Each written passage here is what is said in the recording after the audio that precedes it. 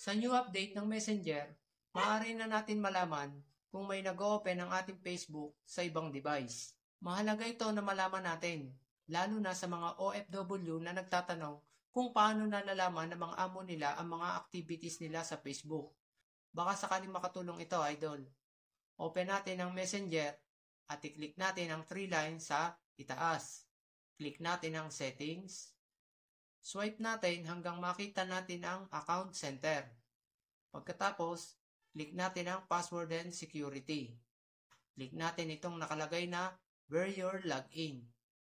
Click natin ang profile natin. At ito na yun mga idol.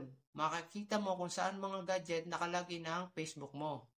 Kung sa palagay mo may nakita ka na name ng gadget dyan na hindi naman sa'yo o lugar na alam mo na kahit minsan hindi mo naman napuntahan, click mo itong arrow sa kanan at i-click mo itong logout para ma-logout ang account mo sa ibang device.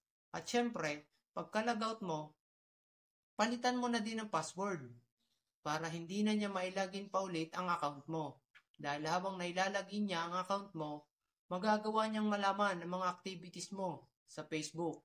Sana nakatulong sa iyo ang video ito at huwag mong kalimutang mag-follow at like para updated ka sa mga useful tips video ko.